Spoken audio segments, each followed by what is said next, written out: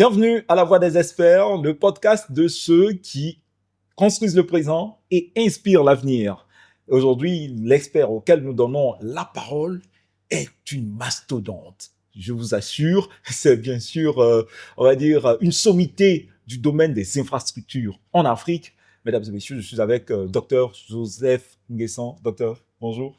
Bonjour. Ça fait plaisir de vous voir. Moi aussi, et c'est un plaisir pour moi de vous accueillir chez moi à la maison. Ouais, c'est un challenge, hein. On se dit comment on attrape docteur. C'est compliqué. Alors, je disais tantôt que vous êtes une sommité.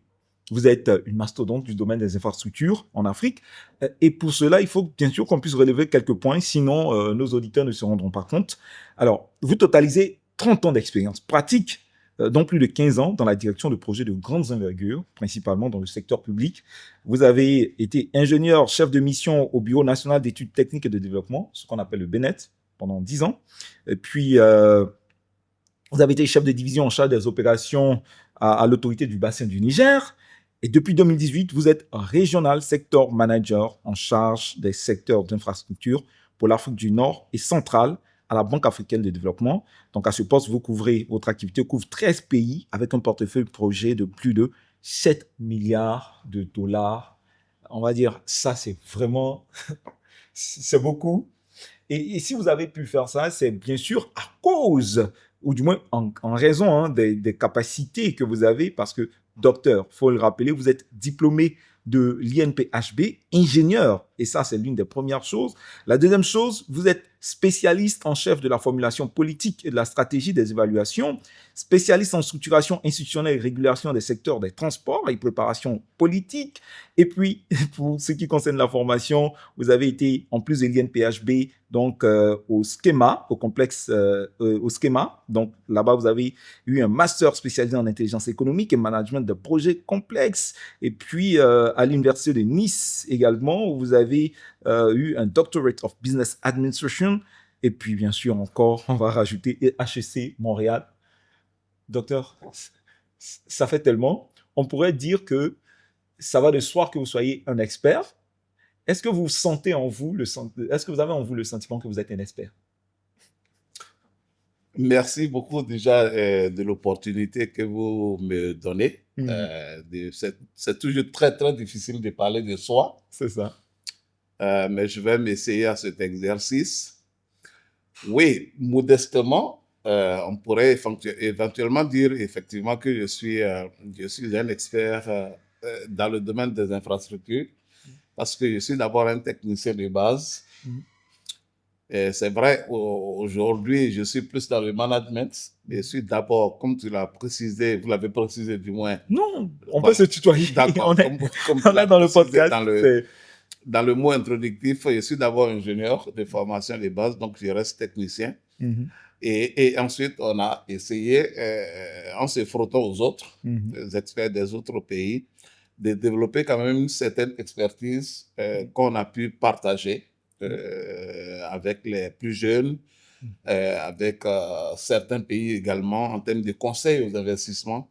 Et nous sommes très heureux donc de participer à la construction de ce continent. C'est ça. Quand on a un parcours comme le vôtre, à quel moment on se dit, là, je suis un expert? C'est-à-dire, qu'est-ce qui crée le déclic? À quel moment on se dit, ouais, je suis un expert quand même? Oui, je pense quand même que cela tient à l'expérience pratique depuis l'école. Et déjà, il faut que la formation des bases soit solide. Et je pense que l'INP a le mérite de mettre sur le marché des ingénieurs qui ont des backgrounds académiques assez solides, qui peuvent leur permettre après de se valoriser dans n'importe quel milieu où ils sont admis. Ensuite, ça dépend beaucoup plus de la nature des projets sur lesquels vous travaillez.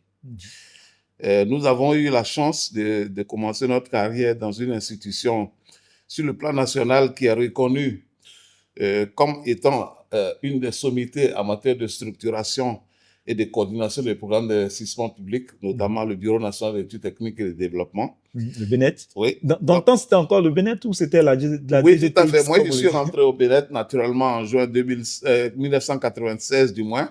Et c'était déjà le Bénin. 1996, je pense que je suis en train de chercher à faire le CP1. Voilà.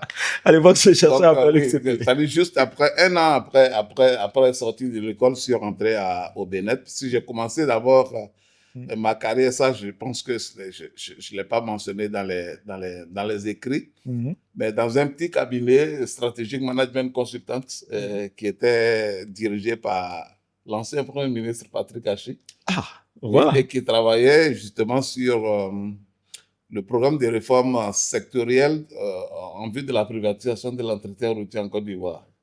Donc, j'étais ingénieur stagiaire chargé donc de faire la typologie des PME qui pouvaient être, je vais dire, à qui on pouvait faire un renforcement des capacités pour prendre en main l'entretien routier. C'était vraiment un programme financé par la Banque mondiale et j'étais très fier de travailler auprès de... Ça veut dire, avant de travailler sur ce projet-là, c'était l'État ivoirien qui s'occupait des routes, de la construction, de l'entretien et tout ça. Et donc, à ce cabinet-là, avec celui qui fut, il y a quelque temps, le Premier ministre de la Côte d'Ivoire, bon, qui était, parce que je ne sais pas qui fut, le travail, c'était de quoi? De répertorier ces Oui, ça dit qu'en fait, l'idée principale, lorsque la Banque mondiale a financé la réforme sectorielle qui a consisté à privatiser l'entretien routier, qui devenait, j'allais dire, un fardeau pour les budgets nationaux de nos pays, parce que c'était pas qu'en Côte d'Ivoire, je pense que c'était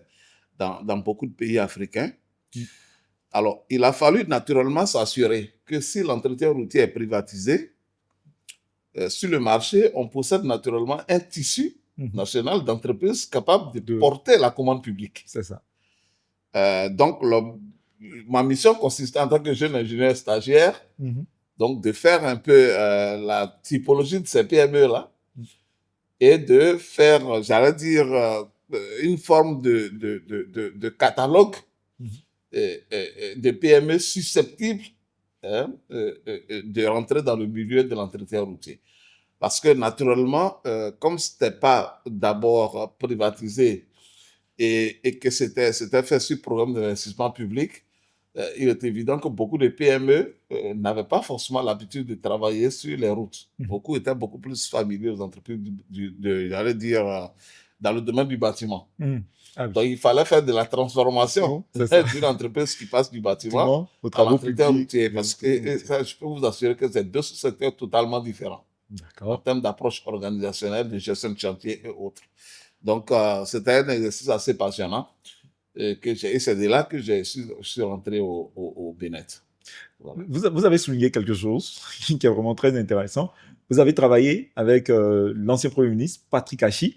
Et moi, quand j'ai regardé, je vais employer un terme très journalistique, le pédigré, quand j'ai regardé le parcours, 30 ans d'expérience dans on va dire, dans de grandes institutions, sur des projets de haute portée, je me dis, il y a la carrure gouvernementale quand même.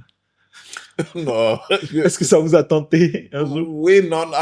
Vous savez, lorsqu'on je vais dire, on travaille à l'échelle internationale comme nous autres, on n'a pas forcément ce type de visée-là. Je veux dire, on est d'abord concentré sur les résultats qu'on doit fournir pour le continent. Vous savez, je travaille dans une institution qui a une vision de développement, accompagner les États et autres. C'est vrai que j'ai construit une carrière qui est basée sur les organisations internationales. Ben, j'ai fait mes armes d'abord au Bénin. Donc, naturellement, je peux humblement concevoir que c'est vrai que ça te donne un parcours qui peut être considéré comme inspirant. Mais, je veux dire, dans la première, dans l'approche globale, on ne vise pas forcément le fonctions gouvernementales lorsqu'on travaille. Maintenant, naturellement, si ceux qui sont les décideurs estiment que vous avez les compétences pour servir votre pays, Je pense que c'est tout à fait normal qu'on puisse vous faire appel. C'est toujours un sacerdoce de travailler pour son pays. D'accord. Donc, je pense qu'on pourra entendra qui devra. Je vais le dire comme ça. Ça fait toujours plaisir de servir son pays, surtout à ces postes-là de développement et autres. Alors, on va revenir un peu sur sur vous, parce que c'est vrai, on a dit tout ce qu'on a dit. Si vous devez parler de votre parcours personnel, si vous devez parler du parcours familial que vous avez, qu'est-ce que vous pouvez en dire? Alors, l'exercice est un peu difficile, c'est vrai. Parce que Mais, dans le temps aussi, il faut le dire, c'était pas l'INSTP, parce que c'était pas l'INPHB, oui, tout à fait. aller jusqu'au cycle ingénieur, alors que le gouvernement, il voit rien. Mais il y a tellement de, je veux dire, après le bac, après le BEPC, après, il y avait tellement d'opportunités à être professeur, aller Ouais, jusqu'à ingénieur, ouais, bâtir sa famille, bâtir une carrière. ouais. C'est compliqué tout ça. Alors, déjà, ce qu'il faut déjà savoir, c'est que l'INSTP, là, comme vous l'avez précisé, est une école de référence. Oufoué le président Oufoué a construit une école de référence. Parce que, imaginez-vous, on a eu la chance de bénéficier de l'accompagnement de grands professeurs, tant expatriés que nationaux. D'accord. Oufoué aller chercher des enseignants dans les grands lycées, dans les grandes institutions en France pour venir dispenser de l'enseignement chez nous. L'école a formé également des anciens de l'école qui sont allés faire des études doctorales, qui sont venus enseigner à l'école. Et je pense que ce sont des opérations qui ont été à la base de la mise à disposition du pays de cadres extrêmement compétents qui font leurs armes aujourd'hui dans l'administration publique et privée et même des institutions internationales. Et les gens, la Côte d'Ivoire peut être fière d'avoir un outil pareil. Parce que on a une école d'ingénieurs qui est complète. C'est-à-dire, en fait, il faut d'abord les classes préparatoires de maths sup et de mathématiques spéciales pour avoir les bases fondamentales du métier d'ingénieur. Ensuite, vous rentrez dans l'école d'ingénieur et après vous vous spécialisez. Mais la pratique, naturellement, c'est fait beaucoup plus sur le terrain. C'est pour ça que nous, on dit que nous sommes des ingénieurs de conception. Donc, habilités à nous réinventer en fonction du milieu professionnel dans lequel on tombe. Donc, voilà un peu. Mais pour faire ça, donc, il a fallu non seulement l'accompagnement des autorités pour la mise à disposition des moyens idoines, tels que je l'ai dit tout à l'heure, mais d'un accompagnement familial aussi, qui permet à ce que tu puisses naturellement être dans de très bonnes conditions pour faire ce type de formation.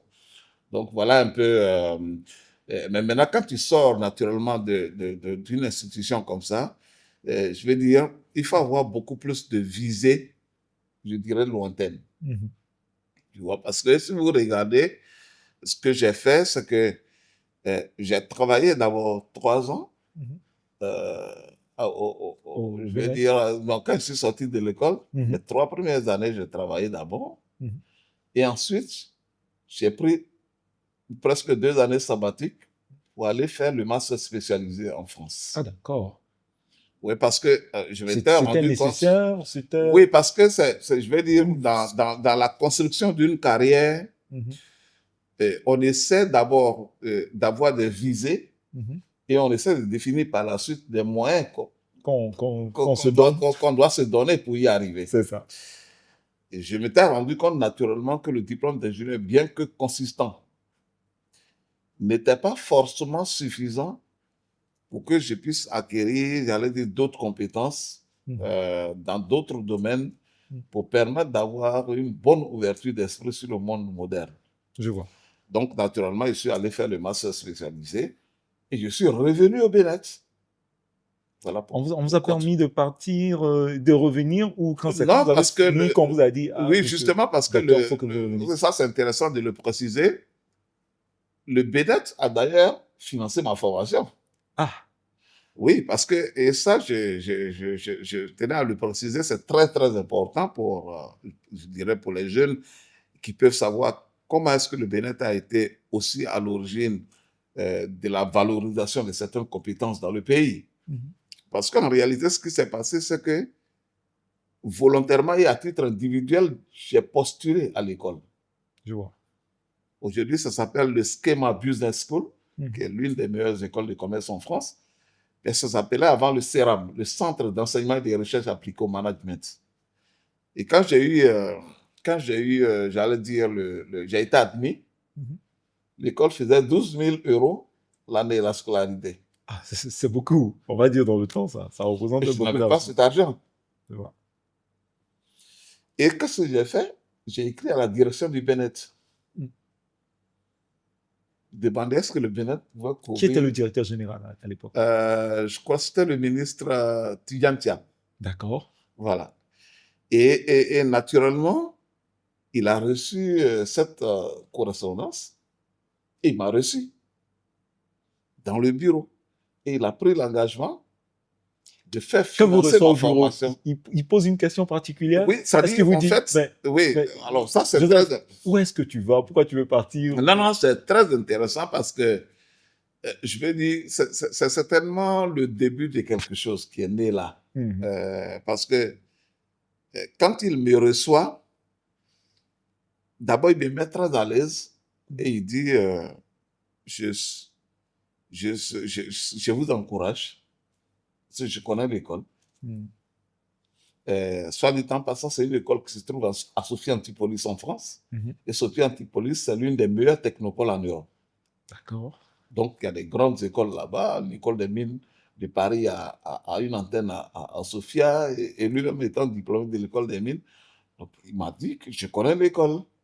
Je vous encourage et je vous rassure tout de suite que là-bas, le bien-être du moins va non seulement financer la scolarité, 12 000 mais euros. mieux, va vous donner une indemnité, une bourse. D'accord. Et vous continuez de percevoir votre salaire pendant la durée de votre formation. C'est très intéressant, ça. Je peux vous assurer que c'était quelque chose d'extraordinaire. Et puis en août 1998, effectivement, je suis parti en France. Donc, et voilà.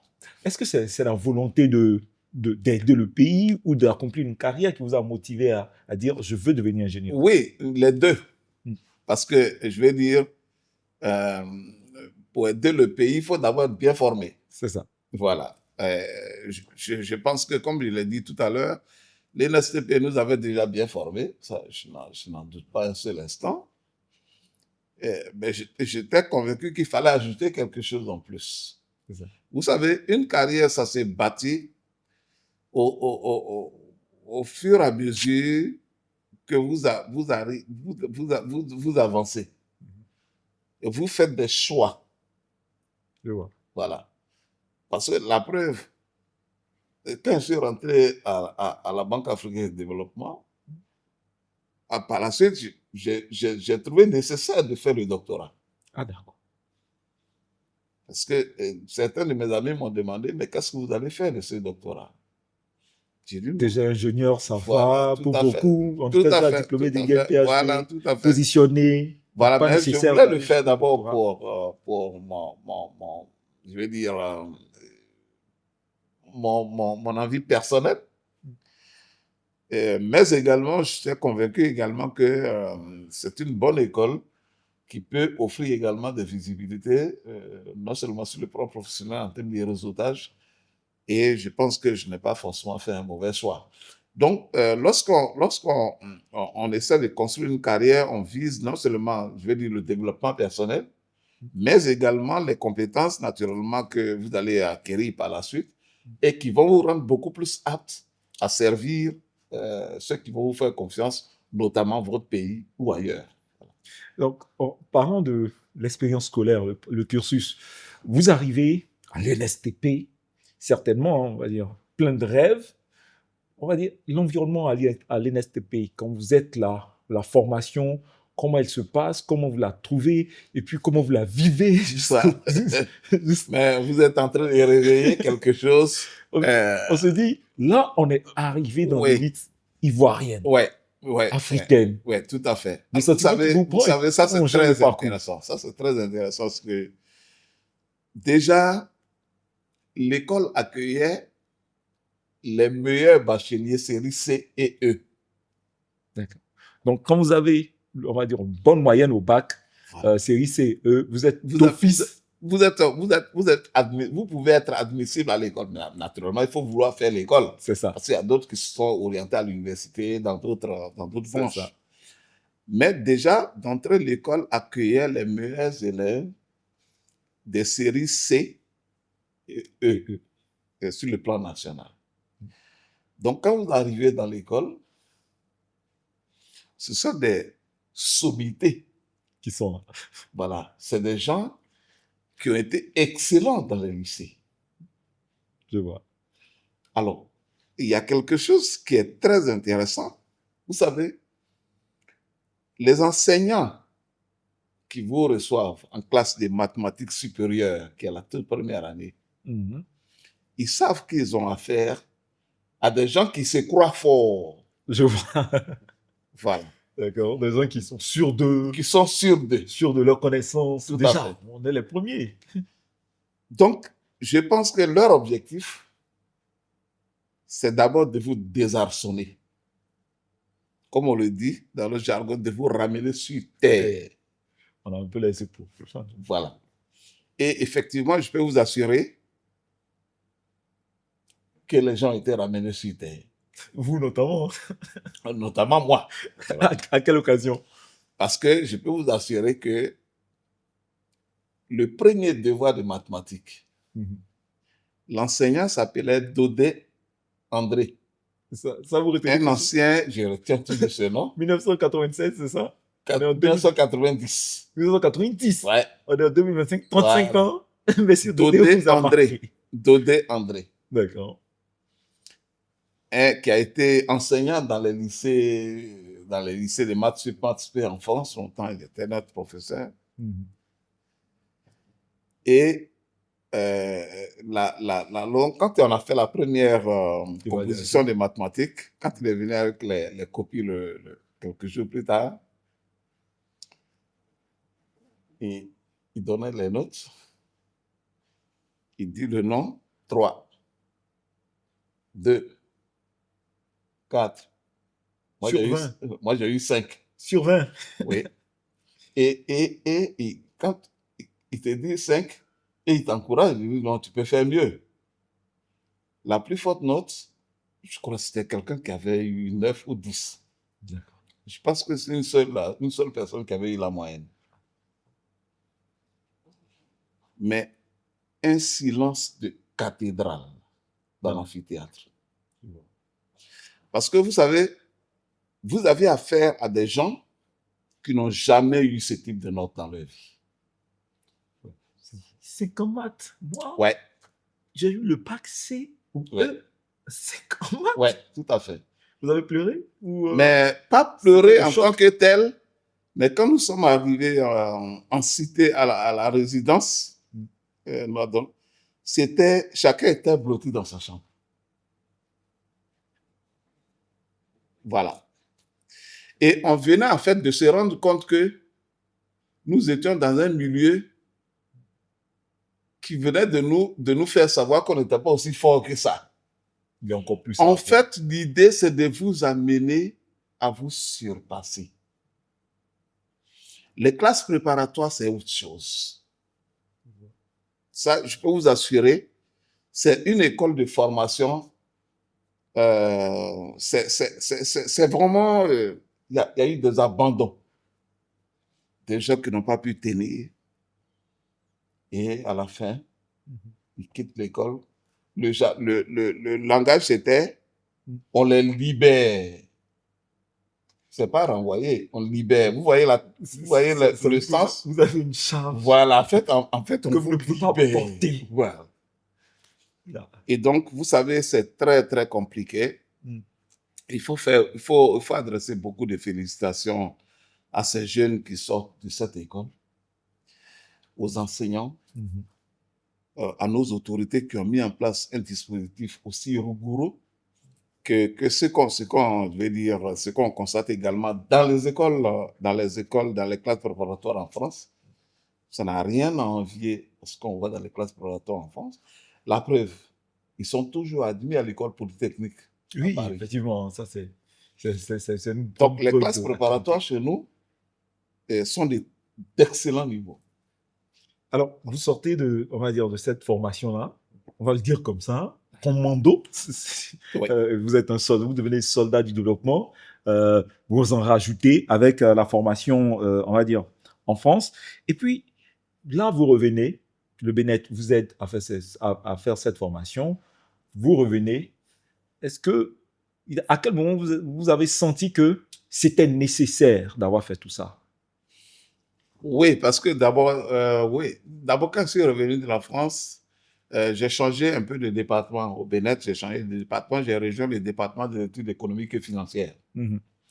Alors qu'avant, j'étais d'abord au département des transports. Voilà, donc ça a été déjà un virage à ce niveau. Donc, on a eu à travailler sur certaines réformes. Mais à partir de cet instant, pour être tout à fait honnête, j'ai commencé à viser l'international. En postulant notamment à des postes d'ingénieurs juniors dans des institutions comme le Programme des Nations Unies pour le développement, même la BAD, la Banque mondiale, tout ça. Mais ça ne marchait pas. Mais je ne désespérais pas. Et donc, j'ai commencé à m'exercer et à apprendre jusqu'à ce que j'ai la possibilité d'aller à l'autorité du bassin du Niger. Alors ça, c'est très intéressant parce que là-bas, c'est une organisation, je dirais, c'est la plus vieille organisation sous-régionale de développement. Ouais. Elle a été mise en place en 1964. 4 ans après les indépendances. Après les indépendances. Et ce qui était curieux, aucun Ivoirien n'avait jamais travaillé dans cette institution. Ben bon, on peut se dire que ça va de soi. Hein. C'est le Niger, on va dire la boucle du Niger, Mali, Burkina Faso, Niger. Voilà, puis c'est 9 pays.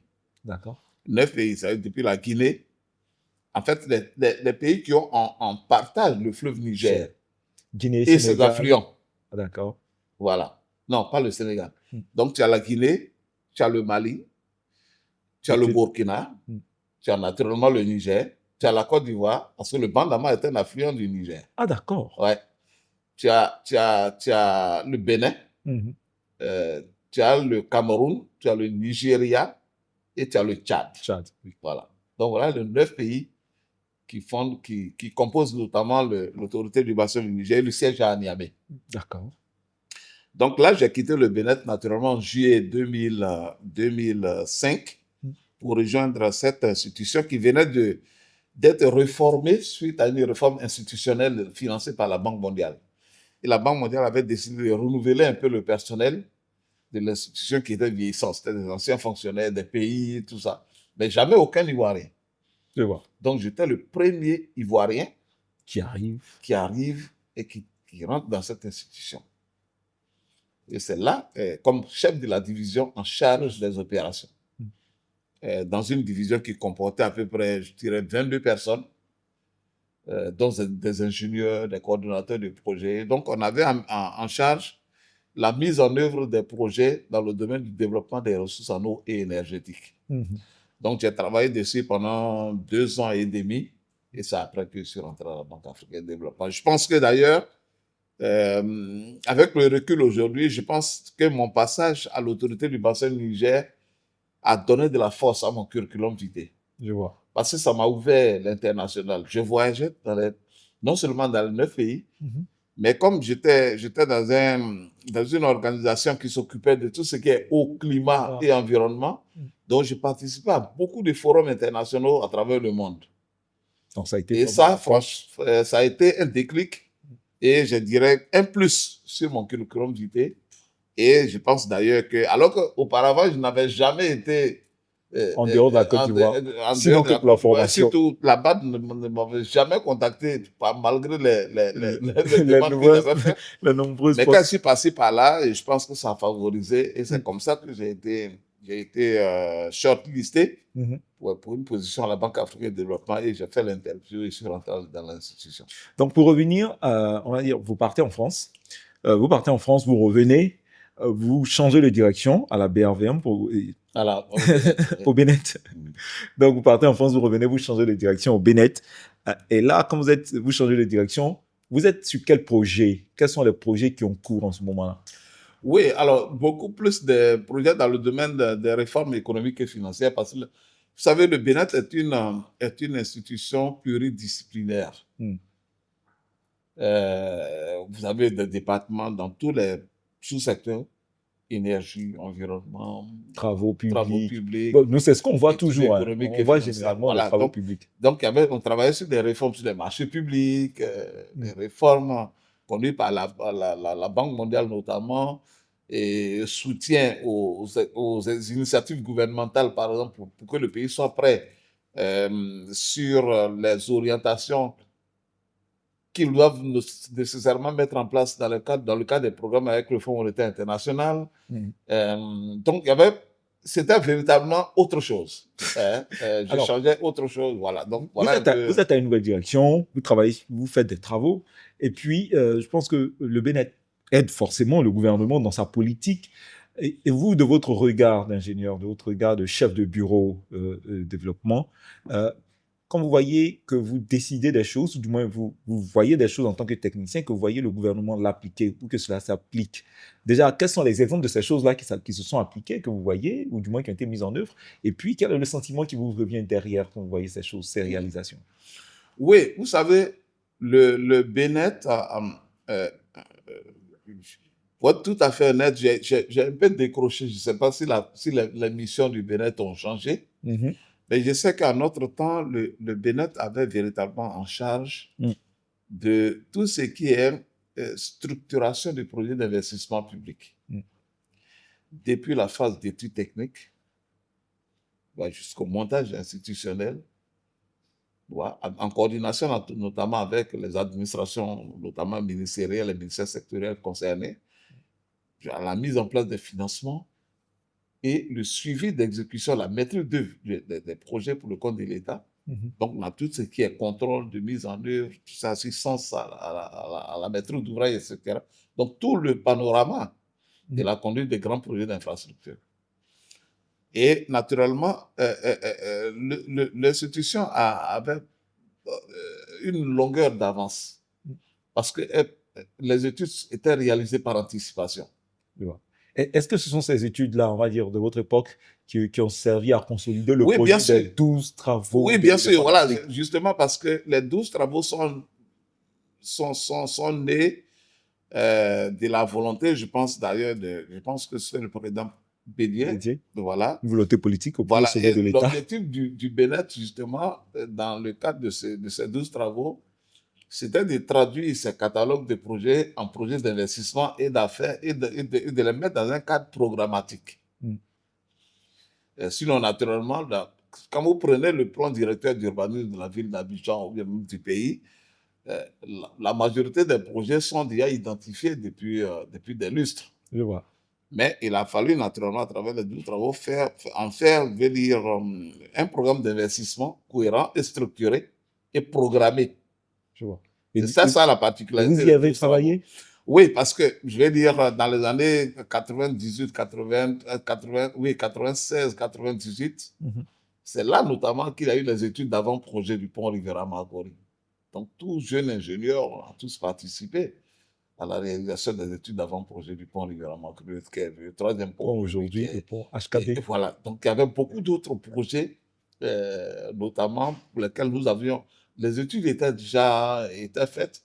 Et l'objectif de la direction, c'était donc d'aller naturellement rechercher les financements et de mettre en place le projet. Dans le cas du projet du pont Rivera-Margori, par exemple, tous les financements étaient déjà bouclés. Le montage financier était bouclé. Beaucoup de bailleurs s'étaient invités autour de la table, notamment la Banque mondiale, la BAD, les gens avaient déjà été indemnisés, une cité même avait été construite. Donc, le projet était en voie de démarrage. Pour ne pas dire, avait presque démarré, parce que naturellement, la conduite d'un projet, ce n'est pas le début des travaux. Il y a tout ce qui se passe en avant-projet. En amont et tout. Voilà, donc c'était ça. Bon, malheureusement, je pense que après, ça a été interrompu, il y a eu le coup voilà. d'État. Voilà. Ce sont des contextes politiques. Voilà, naturellement. Là, bon, nous, on parle du technicien. Nous sommes très heureux aujourd'hui que le projet ait été poursuivi et achevé dans les règles de l'art. Et aujourd'hui, je pense que beaucoup d'Abidjanais sont très, très fiers de passer dessus. Voilà. Donc, comme je disais, ça sont des notions politiques. Oui, bien sûr. C'est intéressant d'en parler, mais nous nous concentrons sur le technicien. Bennett, autorité du bassin du Niger. Quand vous arrivez à l'autorité du bassin du Niger, comme vous l'avez dit, vous participez à des projets environnementaux, énergie et tout ça. L'autorité du bassin du Niger. C'est une autorité, comme vous l'avez dit, qui vient juste après les indépendances. Et jusqu'au jour d'aujourd'hui, on se dit, mais quel est l'impact? Quel est l'impact? On n'arrive pas vraiment à percevoir de loin. Ici, vraiment, je suis un peu d'accord avec vous. Donc, quand vous regardez votre passage à l'autorité du bassin du Niger et l'impact jusqu'au jour d'aujourd'hui, de l'œil du spécialiste, quel est le sentiment qui vous vient? Comment vous appréciez ça? Alors, ce qu'il faut déjà savoir, c'est que c'est une autorité qui travaille sur les thématiques phares du moment. Changement climatique, protection environnementale. Donc là, on était vraiment en avance. Voilà, développement des ressources en eau. Donc, vous voyez, nos autorités d'avant avaient de la vision. Vous savez, c'est mettre en place une institution pareille dans les années 60.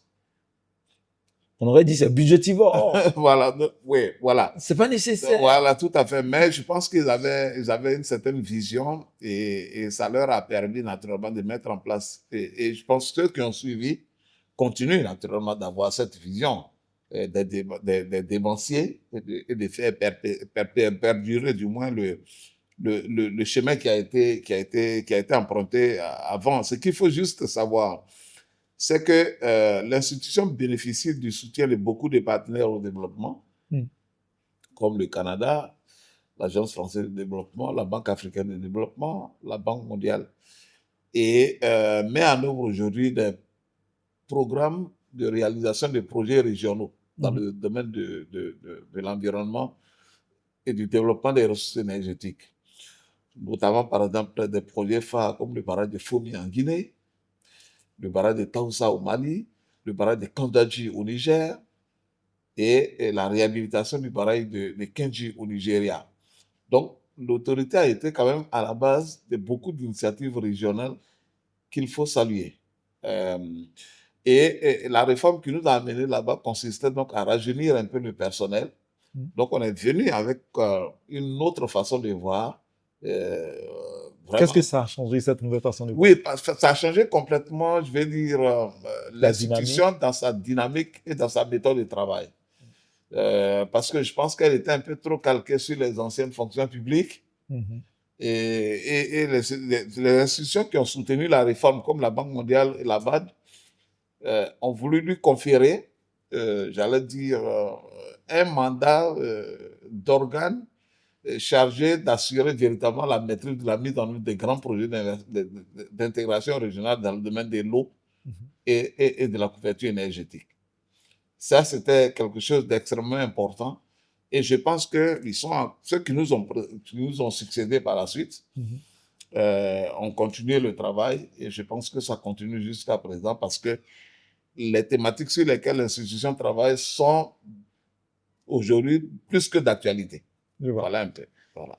Alors, vous arrivez à la BAD, le Bennett, l'autorité de bassin Niger, vous arrivez à la BAD. Déjà, la BAD vous contacte, ou vous shortlist, fait un entretien, ou bien on se dit, ah, mais le monsieur, il y a longtemps qu'il postule chez nous. On s'est dit, comment ça se fait? Non, alors, en fait, à la banque, c'est pas tout à fait comme ça. Vous savez, les candidatures spontanées, je dis toujours aux jeunes cadets qui me demandent des informations. J'ai dit que les candidatures spontanées ont vraiment du mal à prospérer à la banque. La banque ouvre les postes en fonction de ses besoins. Et donc, non, ils ont ouvert un poste de chargé de programme pays pour la Banque africaine de développement au Tchad. D'accord. Et naturellement, j'ai postulé. Et j'ai été shortlisté. Et en ce moment, j'étais en fonction au Niger, comme on vient de le dire tout à l'heure. Et je suis allé à Tunis pour faire mon interview. La banque avait été délocalisée à Tunis en ce moment. Et j'ai fini l'interview. Et un mois après, j'ai été contacté pour dire que j'avais réussi l'interview et que j'étais le nouveau chargé de programme pays pour la Banque africaine de développement au Tchad. Et c'est comme ça que j'ai quitté l'autorité du bassin du Niger et je suis parti. Donc, ma première fonction à la banque a été chargé de programme pays dans un pays au Tchad. Voilà. Je vois. Alors, quand vous faites le recul, c'est-à-dire en ce moment-là, on vous appelle, ou du moins la BAD vous contacte, donc vous faites le recul, jeune ingénieur au Bénin qui souhaitait, on va dire, être dans ces institutions-là. Maintenant, je suis dans l'une de ces institutions, donc vous faites le recul, c'est-à-dire on réfléchit, on s'est dit, on a atteint un but ou bien on peut encore faire mieux? Comment on vit ça? Alors, vous savez, on finit jamais de progresser. C'est ça. Voilà.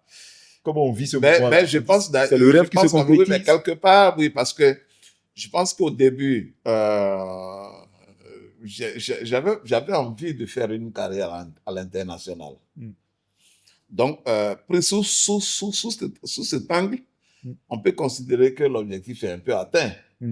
Voilà. Mais je me dis, maintenant, ce qui est beaucoup plus important, ce sont les résultats que tu produis. Donc, une fois que l'objectif est atteint, tu ne dors pas sur tes lauriers. Voilà, parce que ton niveau de responsabilité accroît et naturellement, on attend beaucoup plus de toi. Que non seulement tu produises, mais que tu sois également capable de transférer tes connaissances aux plus jeunes qui viennent derrière pour que demain, ils prennent la relève. C'est ça. Donc, voilà un peu. D'accord. Donc, en tant que, on va dire, country, vous êtes déjà responsable pays.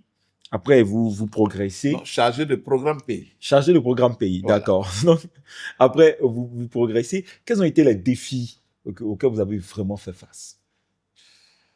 Alors, vous savez, c'est déjà, parce que j'arrive à N'Djamena.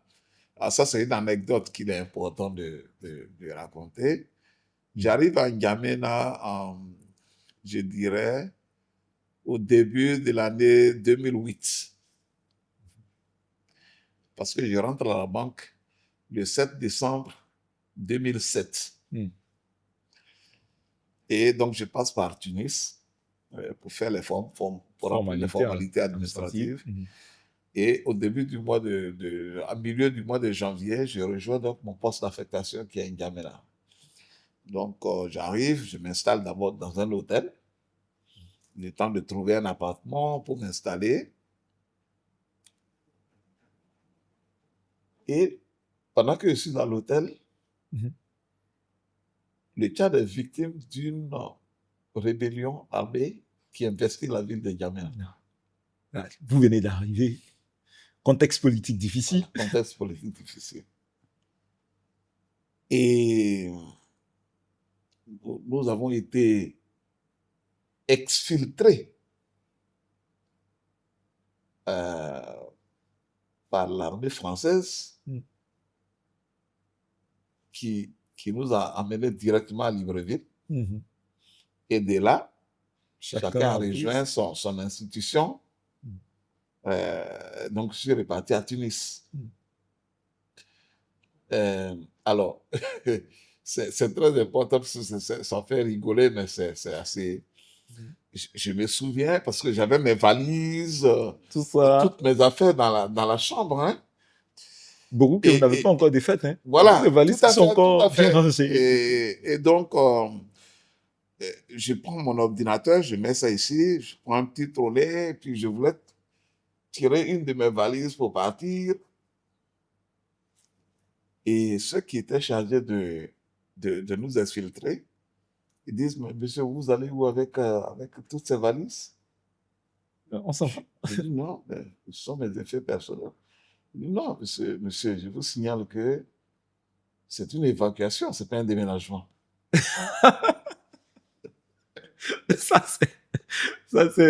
C'est terrible, ça. Alors, je vous assure, j'ai laissé la valise là. J'ai pris juste mon trolley, mon ordinateur, et je suis monté dans la voiture. Puis on est parti dans la base militaire française. Et ensuite, on nous a mis dans un transat, un avion militaire, où on s'assoit sur comme des hamacs là. C'est pas des sièges, hein, mais vous savez. Voilà. Difficile. Voilà. Donc, mon entrée. Ça, c'est le premier défi. Voilà. Ça, c'est le premier défi. Parce que baptême de feu. Voilà. Baptême de feu. Premier défi, vous arrivez. Contexte politique difficile. Vous retournez à Tunis. Oui, tout à fait. Et à Tunis, quand vous arrivez, qu'est-ce que les responsables vous disent? Oui, naturellement, tout le monde était naturellement, la haute direction de la banque avait pris toutes les dispositions pour qu'on soit en sécurité. Et parce que je n'étais pas seul. Il y avait moi, naturellement, le représentant résident de la banque au Tchad, les autres collègues. Donc, parce que la banque a un bureau au Tchad. C'est ça. Voilà. Donc, il y avait beaucoup d'autres gens. Donc, chacun avait pris sa direction. Donc, il fallait déjà réunir tout ce monde-là, pouvoir les localiser, ce qui n'était pas très... Mais donc, visiblement, on a été bien encadrés pour qu'on puisse sortir de cette situation difficile. Et puis, par la suite, je pense que ça s'est calmé. Parce que entre les rebelles et l'armée tchadienne, je pense qu'il y a eu... Et les choses se sont calmées. Et puis, en juillet 2008, je suis reparti. Donc, vous avez été appointé, on va dire, à N'Djamena mi-janvier. Là, il a fallu attendre jusqu'en juillet avant que vous ne reteniez au bureau. Voilà, tout à fait. Et donc, quand je suis arrivé en juillet, je crois un mois après, j'ai pu avoir un appartement et puis je me suis installé. Là, le contexte politique était... Voilà, tout à fait. Tout était calmé. Mais est-ce que, on va dire, cette expérience-là, ce qui s'était passé en ce moment-là, est-ce que ça a influé sur le travail que vous avez dû produire plus tard? Je veux dire... Alors, ça influe toujours parce qu'en réalité, ça veut dire que je n'ai même pas eu le temps de m'installer. Je n'ai même pas eu le temps de prendre mes bureaux, Enfin, j'ai fait juste un tour au bureau, naturellement, on m'a montré mon bureau. Mais je n'ai pas eu le temps de dérouler comment est-ce que je comptais travailler, mon programme d'activité et tout ça. Donc, ça a été un peu interrompu. Et je suis reparti à Tunis, et dans mon département d'origine, parce qu'on est rattaché toujours à un département central qui est au siège.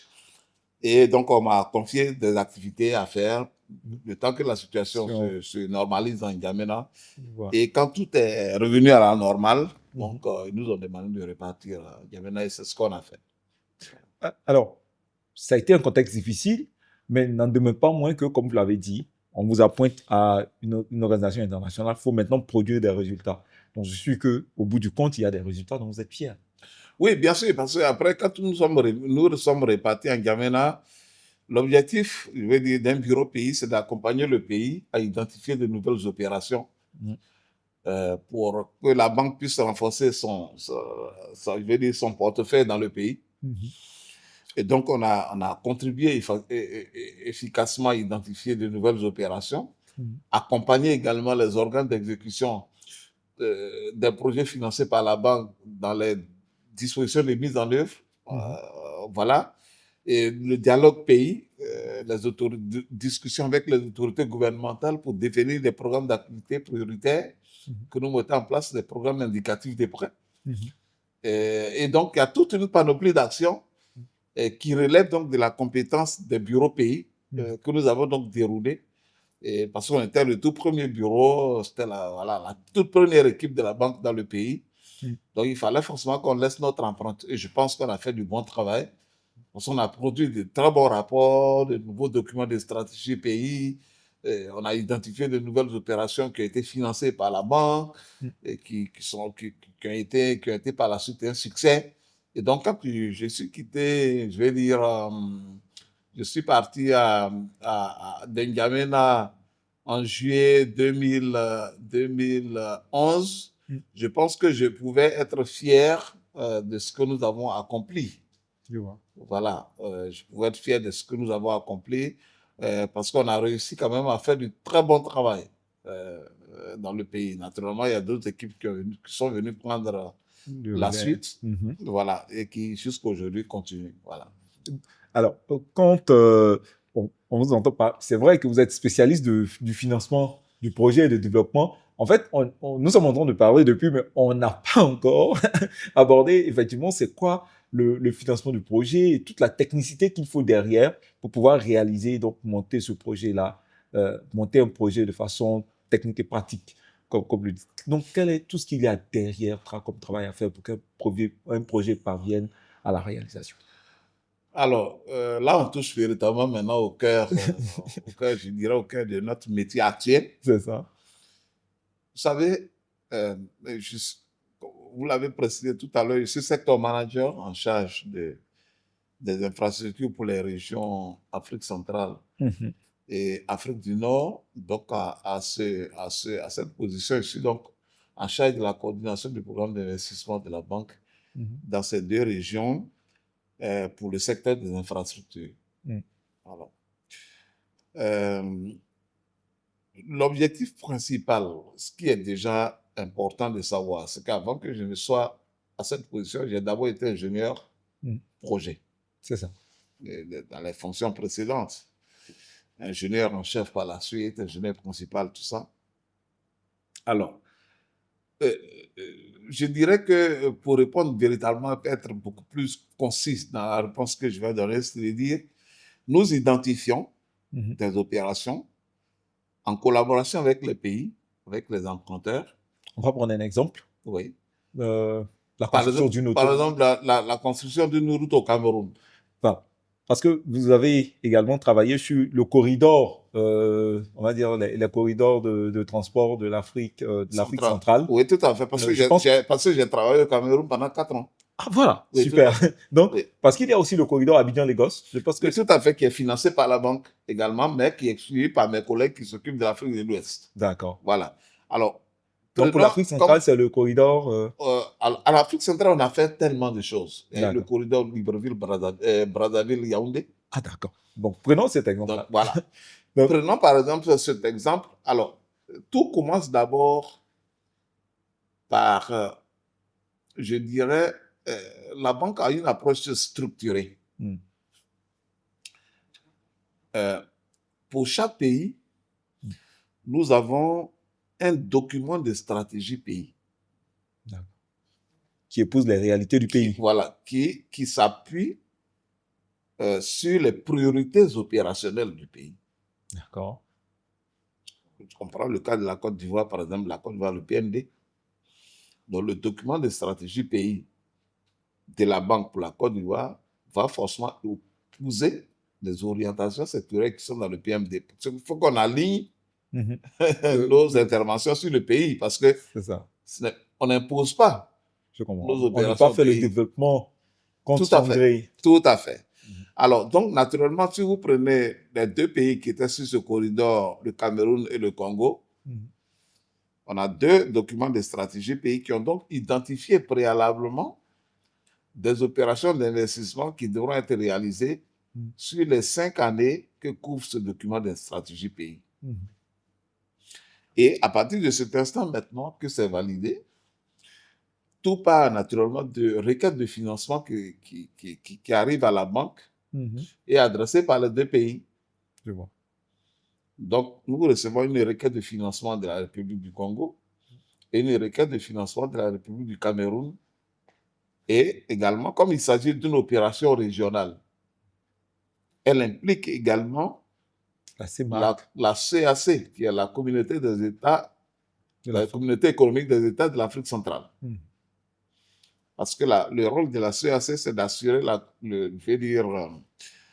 coordination régionale des opérations et tout ce qui est volet régional du projet. Je vois.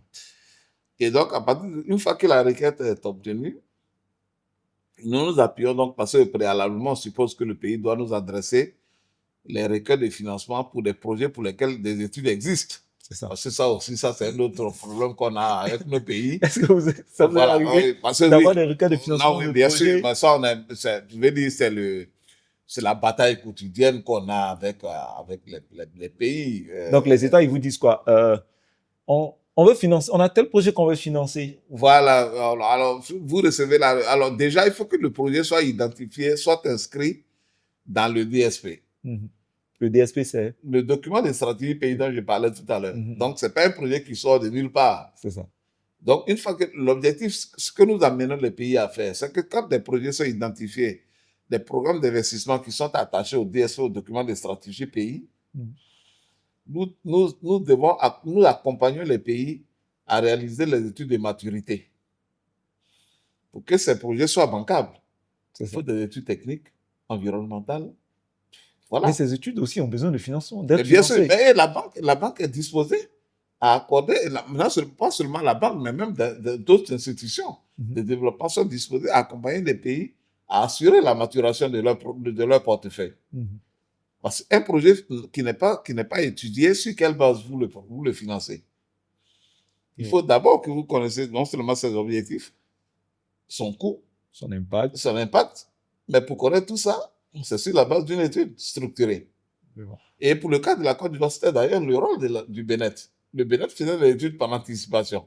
Tu vois? Et donc, la Côte d'Ivoire ne peut jamais adresser une requête de financement à un partenaire au développement en proposant un projet qui n'a aucune étude. C'est impossible. Puisqu'elle dispose de structures nationales qui sont pour le faire. Voilà. Et donc, c'est cet accompagnement-là que nous faisons au niveau des pays. C'est pas le cas partout? Ce n'est pas malheureusement le cas partout, mais nous encourageons à ce que ça soit une pratique.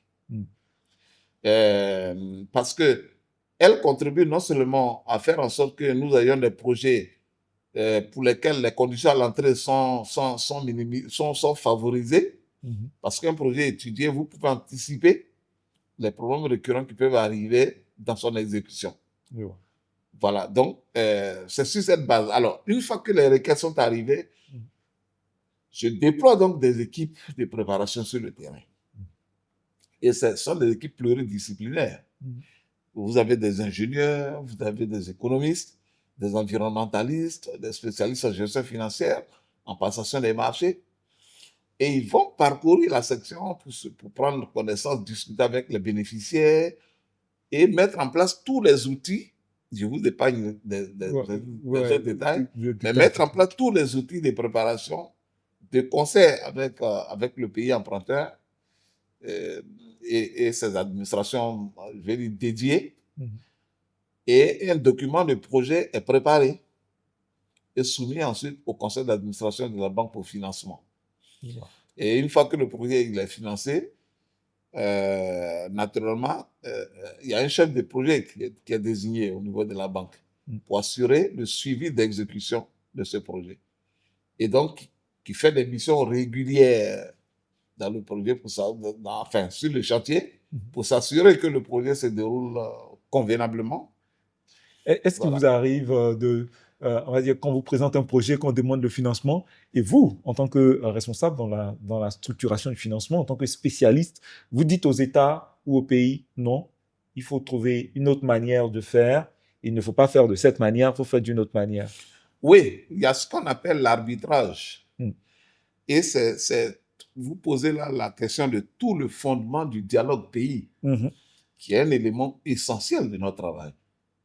En fait, nous discutons constamment avec mes interlocuteurs sont principalement les ministres en charge des infrastructures dans les pays que je couvre. Donc, en fait, lorsqu'on s'engage sur un projet, c'est qu'on a convenu de nous engager ensemble sur un projet. Donc, on a discuté auparavant des contours, la priorisation de l'opération par rapport à d'autres opérations, tout ça, et qu'on se mette d'accord sur le coût. Et qu'on soit sûr également que les enveloppes pays qui sont réservées, parce que chaque pays, naturellement, a un niveau de ressources qui est mis en place. Voilà, tout à fait. Qu'on soit sûr que les ressources existent pour financer cet investissement. Et une fois qu'on s'est mis d'accord, naturellement en amont, sur tout ça, le reste, c'est juste un travail technique sur le terrain. Et c'est déjà arrivé que des gouvernements ou des gouvernants se fâchent contre le docteur? Alors, pas moi en tant qu'individu, Je veux dire. mais contre l'institution, oui, bien sûr, parce que ils peuvent ne pas. Alors, c'est fâché, c'est peut-être pas le terme, mais je vais dire, la banque est souvent accusée de certains retards dans la délivrance des avis de non-objection que nous donnons dans le cadre de la mise en œuvre des projets. Parce que quand un projet est mis en œuvre, naturellement, il y a des échanges quotidiens entre les équipes de la banque et les équipes en charge du projet au niveau gouvernemental. Alors, et donc, quand la banque ne réagit pas souvent aux demandes d'avis, la banque est souvent accusée de traîner les pas. Comme nous aussi, on les accuse souvent. De nous envoyer des requêtes, par exemple, qui ne sont pas bien préparées et qui nécessitent toujours des échanges. Mais bon, ça, c'est de bonne guerre. Je veux dire, ça reste très convivial. Et c'est l'objectif des missions de supervision que nous faisons.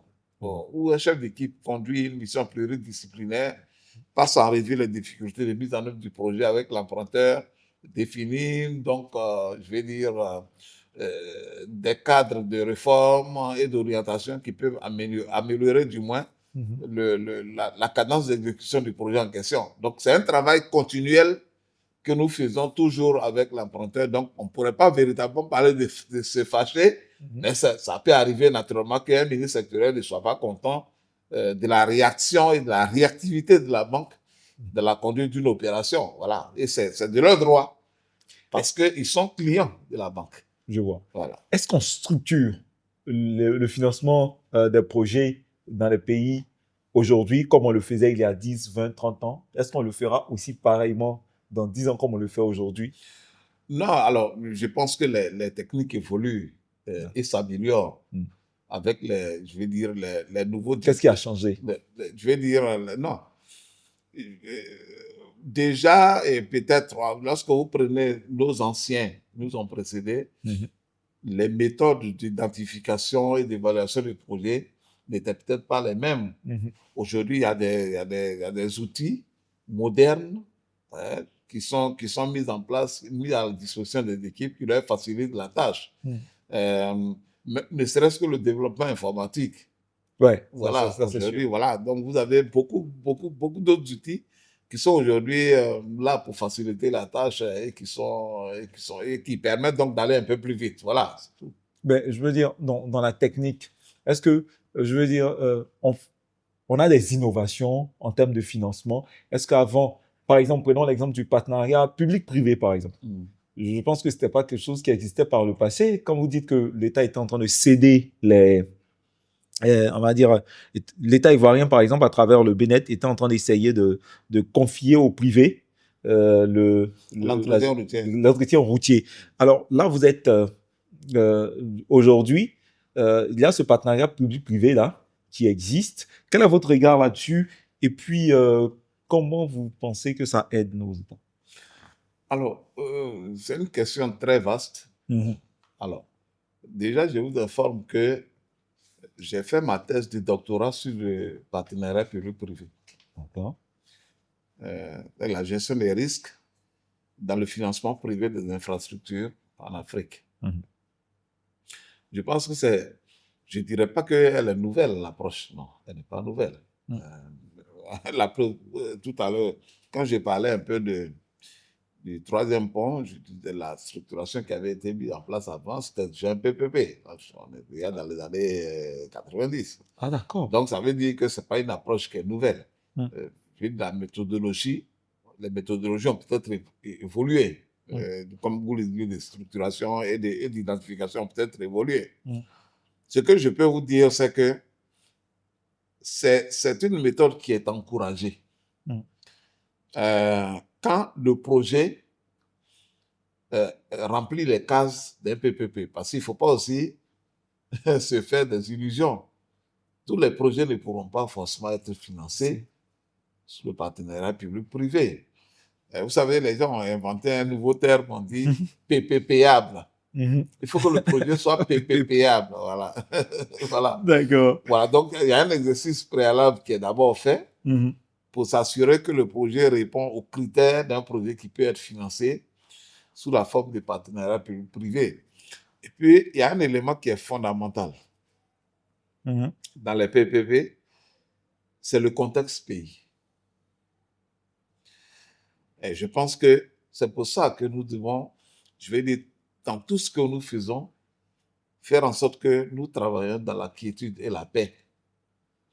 Parce qu'aucun investisseur privé ne viendra mettre son argent dans un pays en conflit. Bon, ça, c'est un message. Vous savez, l'étude des cas que j'ai utilisée dans le cas de ma thèse, c'était le port Rivera-Makori qui remplit exactement les cases non seulement PPP, mais qui a vécu les turpitudes liées au changement du contexte pays. C'est ça. Puisque le projet s'est arrêté tout net. Et donc, ça veut dire il faut qu'on crée des cadres politiques qui rassurent les investisseurs. Ça, c'est le premier élément.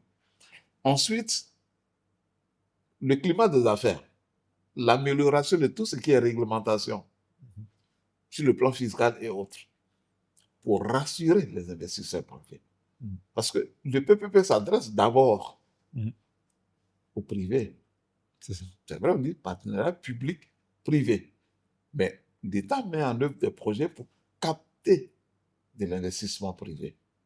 Donc, il appartient à l'État de créer le cadre politique, juridique et institutionnel pour favoriser ces PME, ces PPP. Et puis, une fois que tout ceci est mis en œuvre, que le projet, naturellement, est identifié comme pouvant parfaitement être financé sous forme de PPP, ça enlève un fardeau sur la dette du pays. Parce que, naturellement, l'investissement principal est porté par le privé qui arrive. C'est ça. Et qui met en place une structuration financière le BOT, projet, par exemple. Voilà, où le projet contribue à rembourser l'emprunt. C'est le cas pour le pont, on va dire le Rivera-Makori. Exactement. Le truc de BOT. Voilà, tout à fait. Operate. Tout à fait. Tout à fait. Et donc, alors, il faut véritablement des projets. C'est évident que pour un privé, il va venir s'assurer que d'abord le projet est rentable. Parce qu'un privé, d'abord, il vend son argent. C'est ça. Donc, c'est pour ça que je dis que tous les projets ne sont pas forcément PPPables. C'est ça. Donc, une fois que le projet est PPPable, ils font des études préliminaires de base pour s'assurer que le projet est rentable. Et ensuite, voilà, et des durées de concession, je vais dire confortables, sont mises en place pour permettre à ce privé-là non seulement de se rembourser, mais d'en tirer forcément un bénéfice. Donc, et le bénéfice, il est commun, il est pour le privé, mais également il est pour le public, puisque le projet sert à la communauté. C'est ça. Alors, pour vous, justement, le projet sert à la communauté, ce qui veut dire qu'on doit identifier le projet. Pour vous qui êtes le spécialiste et qui, on va dire, qui parcourez le continent, pour vous, quels sont les projets qui sont urgents actuellement, surtout en matière de transport, puisque vous êtes spécialiste? François. C'est difficile de le dire comme ça, parce que d'abord, moi j'ai une vision africaine du développement des infrastructures. Ce que je veux dire, chaque pays a ses réalités. Parce que ce qui peut être urgent, par exemple, pour la Côte d'Ivoire, ne l'est peut-être pas pour le Congo. Donc, on est obligé d'adapter notre politique d'investissement au contexte du pays. Donc, les urgences, ce n'est pas la banque, en tant que bailleur de fonds, qui les fixe pour les pays. C'est le pays qui connaît ses urgences. Et nous, on s'assure juste que parce que l'objectif d'un projet, c'est de bénéficier à la communauté. Donc, nous, on s'assure juste que l'impact de ce projet va bénéficier à la communauté. Mais de votre position, de votre position avec un regard holistique, de façon globale, vous dites, qu'est-ce qui serait? C'est pas vous qui le dites. Ah oui, voilà, qu'est-ce qui oui, c'est un avis personnel. Votre avis personnel. Alors, là encore, je le dirais, il faut forcément se mettre dans le contexte de chaque pays. Voilà.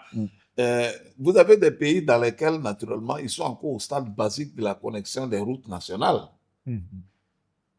Tu vois, pour connecter le pays, les différentes villes, les les différentes différentes villes, tout ça. localités. Voilà. Ben, vous avez des pays, par exemple, un pays comme la Côte d'Ivoire, je vais dire, a fait un groupe A. Donc, la Côte d'Ivoire est certainement en train de réorienter ses choix d'investissement et sa politique d'investissement. Donc, à chaque pays correspond, je dirais, des urgences qui sont particulières. Tu vois. Et donc, je dirais, un pays peut peut-être estimer qu'il faut investir dans les villes. Parce que nos villes sont laissées à l'abandon. Un grand programme de développement urbain financé par les partenaires au développement et qui permet, par exemple, de faire en sorte que chaque ville puisse avoir au moins ne serait-ce que 10 km de voirie et qu'on puisse avoir les réseaux de base, tout ça. Donc, le pays peut estimer que, par exemple, sur les 5 prochaines années, voilà là où moi je compte mettre l'accent. Parce que j'estime que ce sont les besoins primaires et urgents pour mes compatriotes. Je vois. Et nous, on est juste là pour les accompagner et les aider à structurer l'approche. Tu vois. Et donc, et puis même au niveau pays, les urgences évoluent.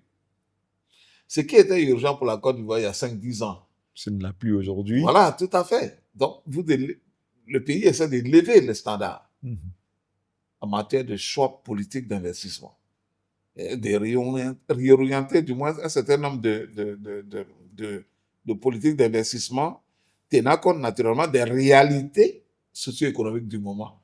On voit bien sûr que votre approche est vraiment orientée sur les pays. Mais et bien non sûr, pas de vous prononcer. Bien sûr, parce que tout ce que nous faisons, c'est pour le pays. Et donc, à ce niveau, vous avez produit plusieurs études, plusieurs publications. Je pense que vous avez publié également, comme on le disait à l'instant, sur la voie au Niger, au Cameroun, où vous avez fait 4 ans.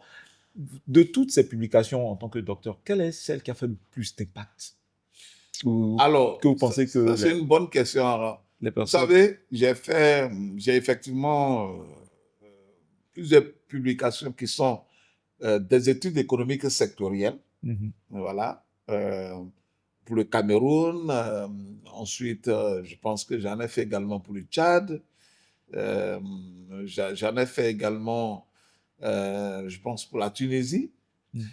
Et puis, également, une étude régionale sur le transport aérien. Vous savez, l'Afrique centrale... Ça m'intéresse. Est certainement, tout le monde le dit, l'une des régions les moins connectées.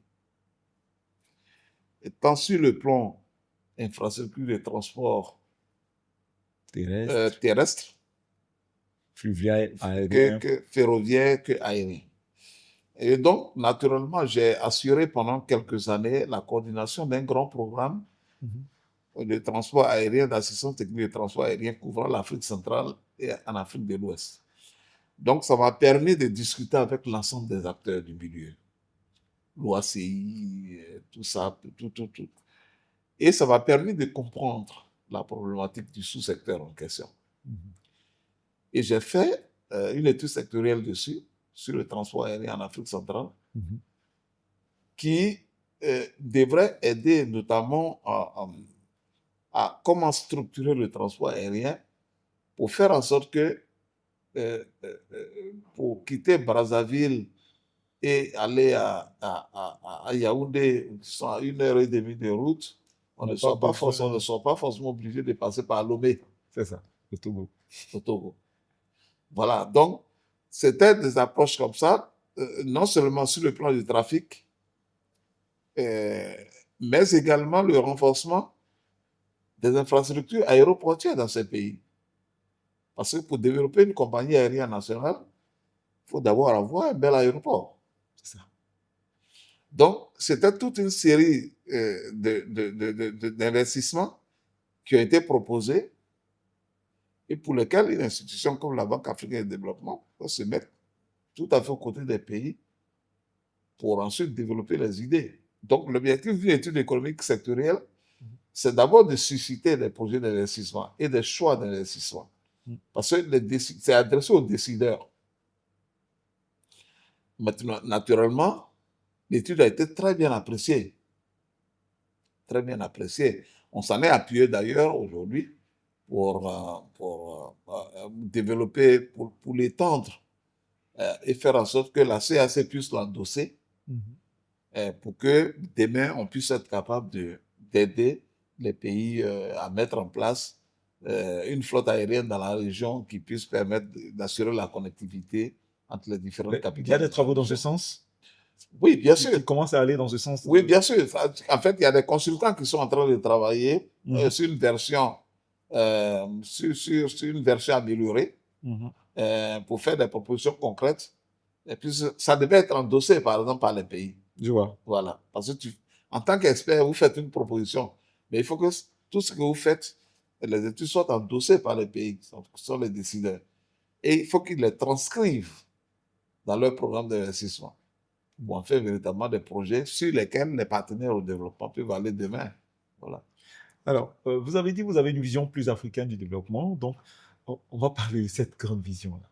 Pour vous, l'Afrique, sur le plan infrastructurel, dans les 20 ans qui arrivent, comment l'Afrique devrait se présenter et comment vous voyez ces choses?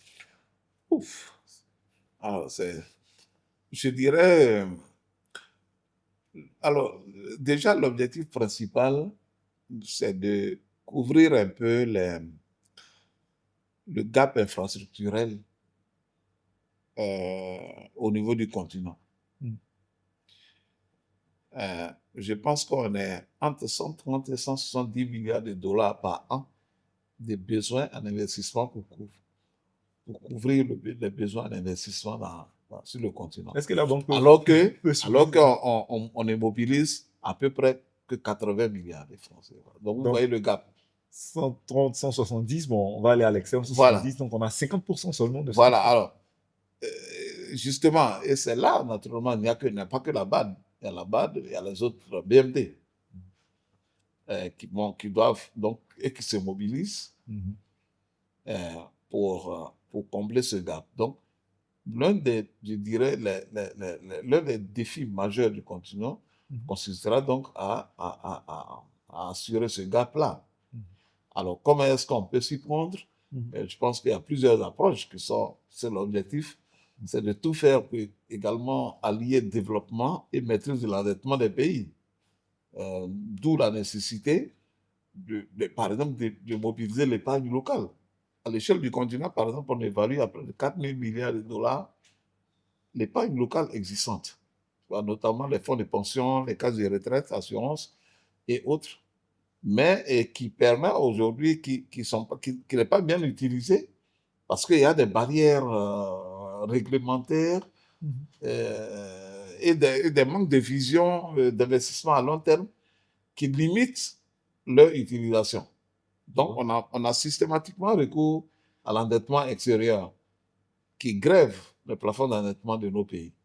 Donc, ça, c'est des éléments sur lesquels. Ensuite, vous avez la connexion sur le plan énergétique. Voilà, il faudra assurer la connectivité. L'Afrique a développé des approches. Vous savez, vous avez dû entendre parler des African Power Pools, des pools énergétiques qui ont été mis en place, notamment en Afrique centrale, en Afrique de l'Ouest, un peu partout. Et parce qu'il faut développer une vision régionale pour permettre de subvenir au gap. Parce que ce n'est pas, par exemple, normal que la Côte d'Ivoire soit excédentaire en électricité et qu'un pays voisin à la Côte d'Ivoire n'est pas voilà. Donc, je pense que c'était ces approches-là qu'il faut développer. Il y a également la question du développement des ressources en eau, parce que une bonne partie de nos compatriotes, je vais dire dans les pays, n'ont pas encore l'accès à l'eau potable. Et donc, il faut développer notamment des infrastructures d'approvisionnement en eau. C'est un secteur dans lequel l'investissement privé est quasiment inexistant. Voilà, donc il y a des approches qu'il faut développer pour capter l'investissement privé et accroître le niveau d'investissement dans ce secteur. Vous avez également le numérique. Bien que la téléphonie mobile ait connu un bond sur le continent, il y a encore à peu près plus de 2500 km de fibres optiques qu'il faut mettre en place. Et on parle à peu près de 1000 milliards de dollars d'investissement qu'il faudra nécessairement réaliser dans les années qui suivent pour essayer de se mettre à niveau en termes de connectivité par la fibre optique. Et naturellement, un dernier point, c'est notamment, enfin pas un dernier, je dirais un avant-dernier, c'est tout ce qui est financement et gouvernance. Alors, j'ai parlé tout à l'heure de faire appel notamment à l'épargne locale, mais le côté gouvernance est très important. La corruption, la mauvaise allocation des ressources, la surfacturation des projets d'investissement qui aident à gréver notamment au final et qui affectent considérablement la qualité et le niveau d'endettement de nos pays. Et le dernier point, et non des moindres d'ailleurs, c'est l'adaptabilité au changement climatique. Parce que beaucoup d'infrastructures font face aujourd'hui à une dégradation précoce due à l'accélération des pressions climatiques, notamment le relèvement des niveaux des mers, des fortes pluies, les inondations. Et donc, il faut mettre en place des infrastructures résilientes qui peuvent s'adapter, je veux dire, à ce changement-là. Donc, vous voyez que les défis sont énormes. Oui, là, on a fait le tour. Voilà. La mobilisation des fonds, le financement, l'énergie, voilà. L'eau, et comme vous le dites tantôt, l'adaptabilité, la gouvernance. Oui, tout à fait. La jeunesse. Oui, alors, en fait, c'est transversal. Je vois. Oui, parce que je dirais également... la valeur humaine. La valeur humaine, le genre. Voilà.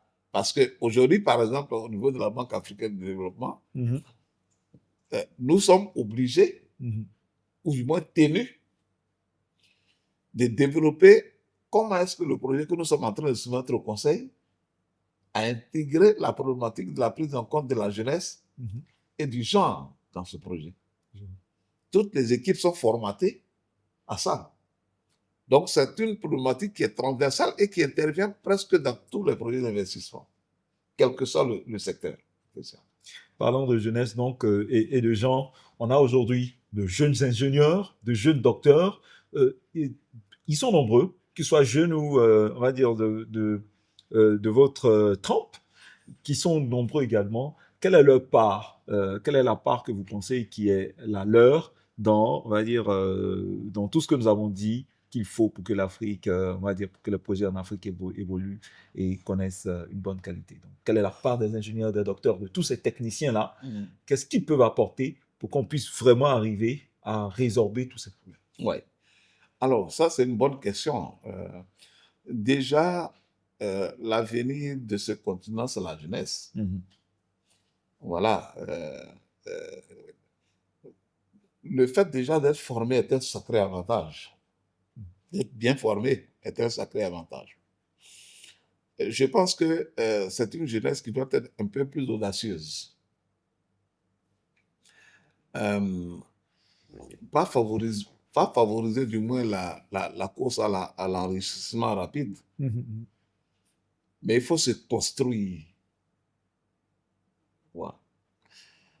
Et il faut, je vais dire, être capable, je vais dire, d'avoir des résultats dans ce que vous faites. Lorsque vous êtes responsable d'une action,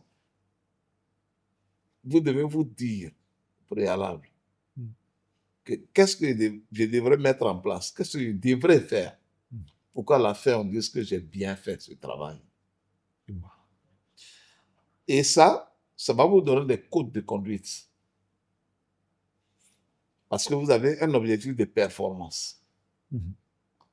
Et à la fin, vous allez y arriver avec l'encadrement des anciens. Les jeunes ingénieurs et docteurs peuvent apporter beaucoup au pays. Déjà, faire valoir leur technicité dans la conduite des études de base, des projets d'investissement, la conduite des grands projets, et aider.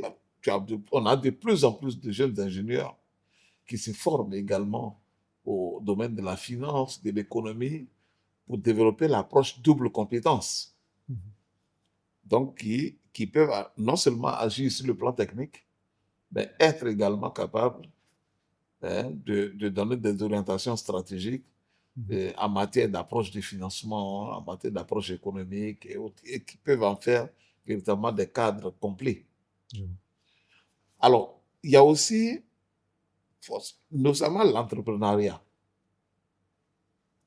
Vous savez, je l'ai toujours dit, lorsque nous prenons par exemple les projets d'investissement qui sont financés par les bailleurs de fonds, quand vous regardez par exemple le tissu d'intervention des bureaux d'études et de contrôle, bon, c'est peut-être pas le cas de la Côte d'Ivoire, mais dans certains pays, c'est essentiellement des bureaux internationaux.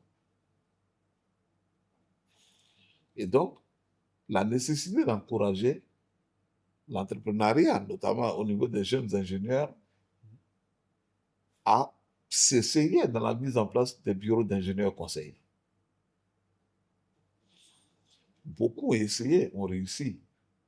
On a nos aînés, comme mon aîné, le docteur Séraphin Kwame, aujourd'hui directeur général de Terabo. Alors, vous avez les Almami Mustafa. Donc, des gens qui ont développé aujourd'hui, ils ont des bureaux d'études qui peuvent même jusqu'à aller compétir dans d'autres pays hors de la Côte d'Ivoire. Parce que, je vais dire, tout le monde ne sera pas forcément employé par les pouvoirs publics. Tout le monde ne pourra pas forcément être un employé même du secteur privé. Mais tout le monde a la technicité. Tout le monde a la technicité pour faire valoir ses compétences. Il faut juste savoir quelle est l'orientation que vous voulez donner à votre carrière.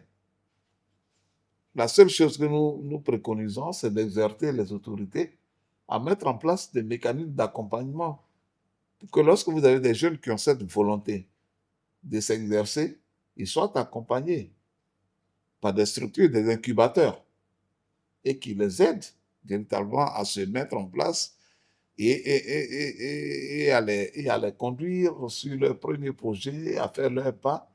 Et puisqu'ils ont la technicité, une fois qu'ils sont lancés, ils vont réussir. Donc, voilà un peu moi le conseil que moi je peux donner à ce niveau.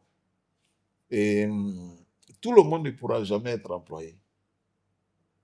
Voilà. Effectivement. Il y a des gens qui s'essaient à l'entrepreneuriat et qui réussissent.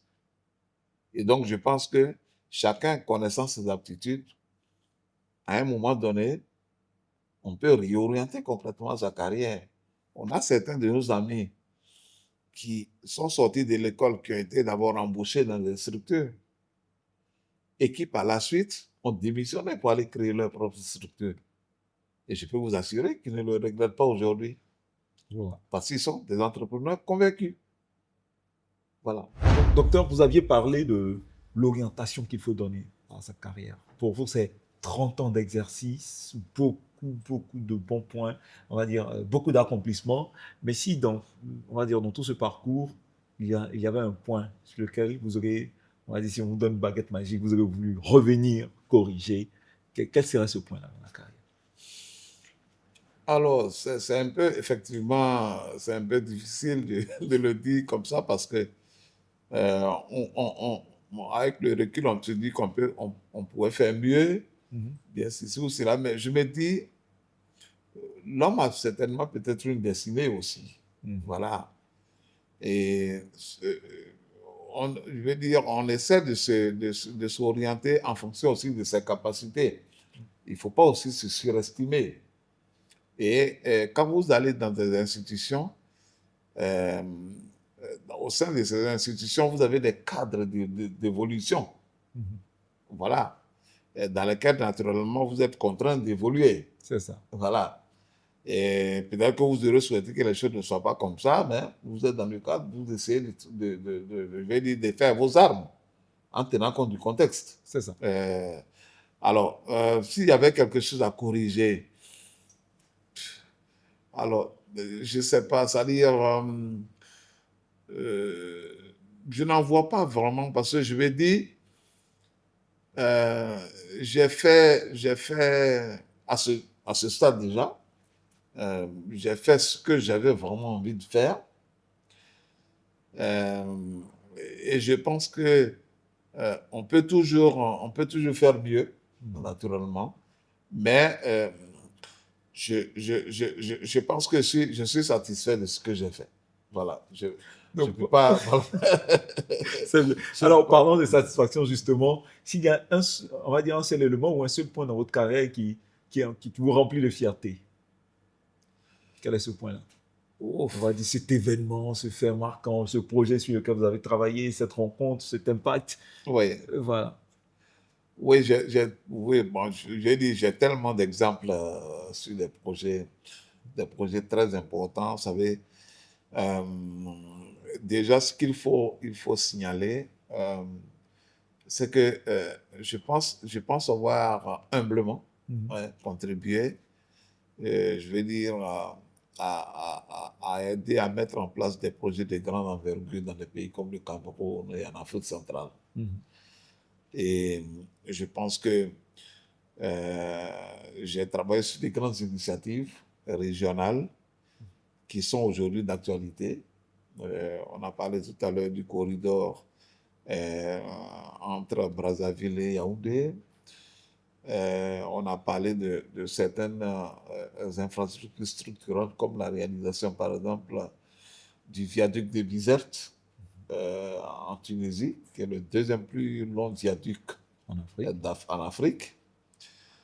Euh, Ce sont des projets emblématiques. Quand vous travaillez sur de grandes initiatives comme ça, euh, forcément, vous en tirez des fiertés.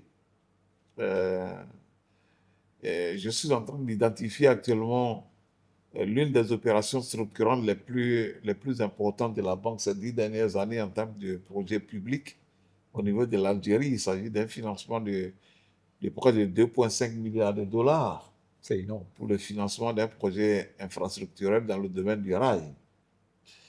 Euh, je pourrais en citer des pelles, mais je vais dire, euh, aujourd'hui, en Afrique centrale, je pense avoir fait véritablement quelque chose euh, qui peut rester, voilà, que ceux qui viennent par la suite, qui ont pris ma relève, essaient de poursuivre un peu sur ce plan. Je ne parlerai pas de moi seul, je ne parlerai pas de moi en tant qu'individu, parce que Oui, on l'a ce que, remarqué tout au long de voilà, mais tout l'année. ce que j'ai fait, Le docteur n'aime pas parler de mais lui. bien sûr, parce que tout ce que j'ai fait, c'est parce que je vais dire, il y a une institution dans laquelle je suis, donc c'est la banque qui réalise. C'est ça. Je suis juste, je vais dire, la personne qui met en œuvre l'initiative et qui conduit la mise en œuvre de l'initiative. Mais là, c'est l'institution qui soutient cette initiative. Il faut voir la barre de derrière et le mérite revient à l'institution, qui est une institution africaine qui a pour rôle naturellement d'aider les pays à conduire leur politique de développement pour les sortir de la pauvreté. Et nous sommes fiers de participer à ce type d'initiative-là parce que c'est très, très inspirant de voir que une route que vous avez faite dans une région qui était complètement enclavée, les populations sont très heureuses quand vous allez faire l'inauguration. Des zones qui étaient complètement enclavées, que vous faites un pont transfrontalier, comme ce que nous avons fait par exemple entre le Cameroun et le Nigeria, et qu'aujourd'hui, ça soit l'un des ouvrages les plus importants qui permet de relier l'Afrique centrale et l'Afrique de l'Ouest, vous êtes fiers d'avoir participé à la mise en œuvre de ce type de projet et à l'échelle continentale. Donc vraiment, c'est vraiment quelque chose de très intéressant. Et vous vous sentez utile. Vous vous sentez utile. C'est l'une des, je dirais, des vraies satisfactions quand vous travaillez dans le développement. Voilà, à l'échelle du continent, vous sentez utile. Vous vous sentez utile. Alors, le jeune ingénieur qui est sorti de l'INSTP, aujourd'hui INPHB, dans les années 90, et puis le docteur aujourd'hui, qu'est-ce que le docteur voudrait dire au jeune ingénieur qui vient de sortir, c'est-à-dire qu'est-ce que le jeune ingénieur aurait aimé, qu'est-ce que vous auriez aimé savoir? Qu'est-ce que vous auriez dit aux jeunes d'il y a 30 ans en arrière? Tout à fait. Non, écoute, la seule chose que je peux conseiller, alors, déjà, c'est la persévérance.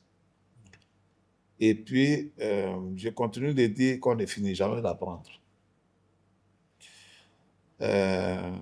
Aujourd'hui, ils ont la chance d'être dans un monde où on n'a pas besoin de se déplacer aujourd'hui pour faire des diplômes. En notre temps, on se déplace en France juste pour aller faire un master. Oui.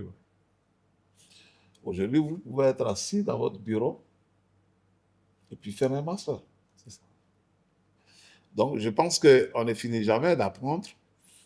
J'encourage, au-delà de ce qu'ils ont accompli au niveau de l'école, à accroître, je veux dire, leurs compétences par des formations nouvelles. Et ça pourra leur ouvrir du moins un certain nombre de fenêtres en termes de réseautage, et même de développement personnel. Ça, c'est le premier élément lié à la continuation de la formation et du renforcement de ses propres capacités. Il ne faut pas se satisfaire de ce qu'on a déjà. Vous savez, il y a une anecdote d'un de nos profs à l'NSTP avant, M. Zabaï Tapé.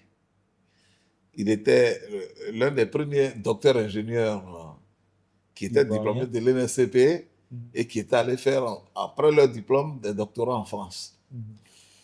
Et il nous disait toujours, arrangez-vous plus tard pour ne pas être des ingénieurs simples. Parce qu'il avait lui, il avait lui fait un doctorat. Alors, voilà.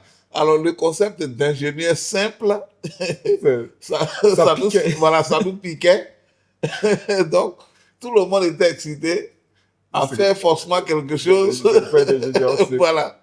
Comme si la formation d'ingénieur n'était rien. N'était pas complète, n'était pas suffisante.